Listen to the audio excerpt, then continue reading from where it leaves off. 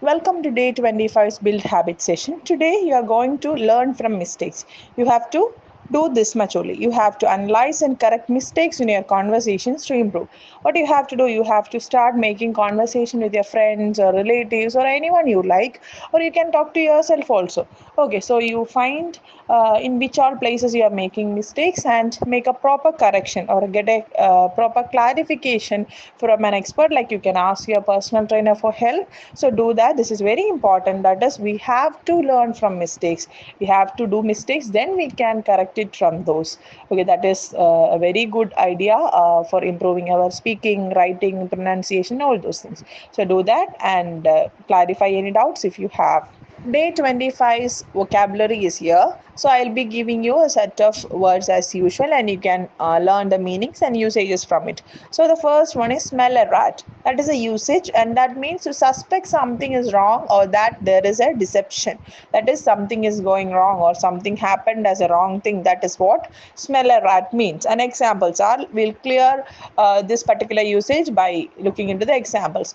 I smell a rat. This offer seems too good to be true. That means that I am like doubtful. I feel something wrong in this offer seems too good to be true. I think this is not a true thing, so we can't trust this. We have to recheck on that.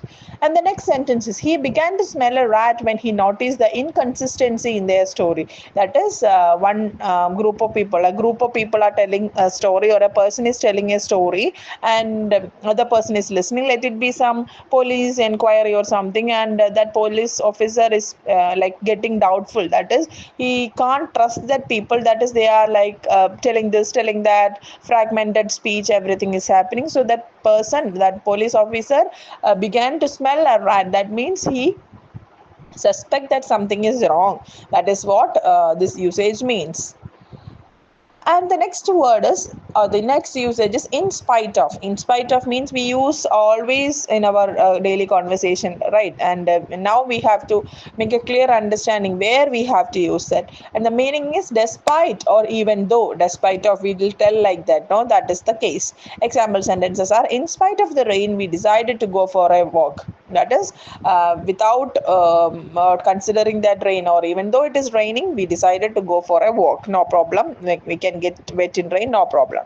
Next example sentence is, he passed the exam in spite of not studying much. He didn't study, or despite of studying much, he passed the exam. He studied only less, or he didn't study, but he won in the exam, or he passed the exam. And the next one is commendable. That is the next word, commendable. That means deserving praise or admiration. That he deserves what praise, or he deserves appreciation. That is it. Example sentences are, her work ethic is commendable. She never gives up. One girl would do hard work, or she is doing so much of hard work, and that is really commendable. That she needs appreciation. It is that much she is doing the work. That is it.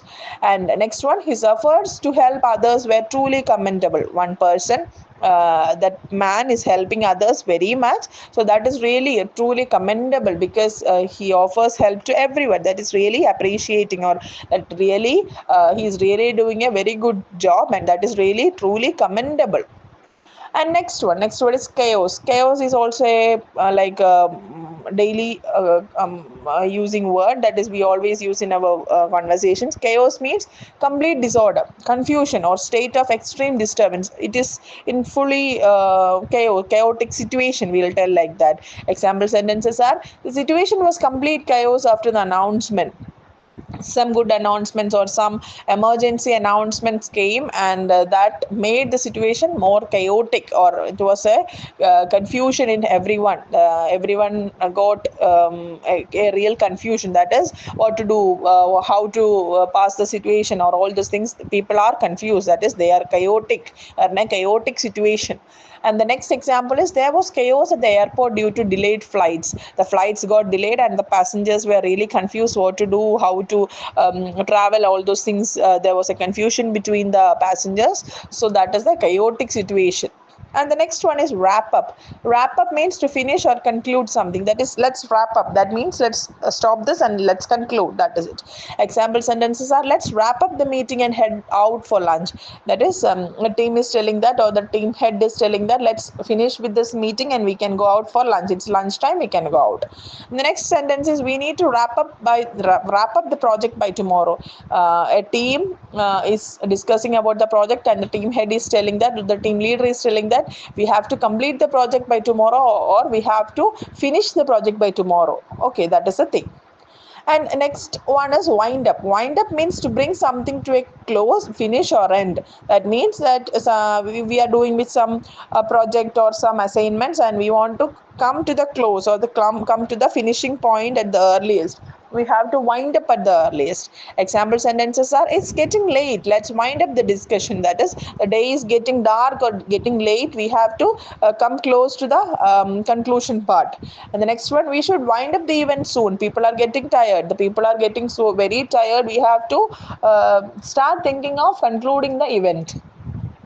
Now here is a key difference. Wrap up is like a bit more casual and used frequently in everyday conversation. We usually use this wrap up as a casual thing, and wind up is like formal. We have to wind up in office meetings, discussions. Professional way of speaking is winding up. That is slightly more formal and often refers to a gradual conclusion, especially in events or procedures or processes. This wind up is formal and wrap up is like a casual kind of speaking. That is it.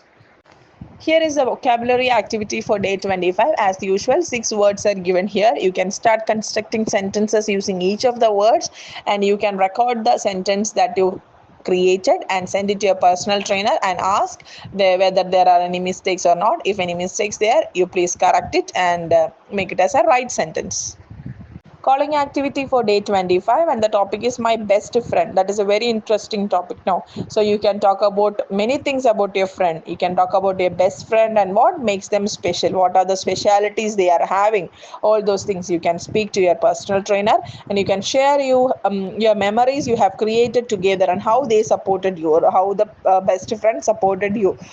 You can talk to your personal trainer at least for 5 minutes, and you can talk about your friends. How was the friendship between you and your best friend? All those things you can talk, and you can ask for your personal trainer's best friend and how is their relationship. All those things you can ask.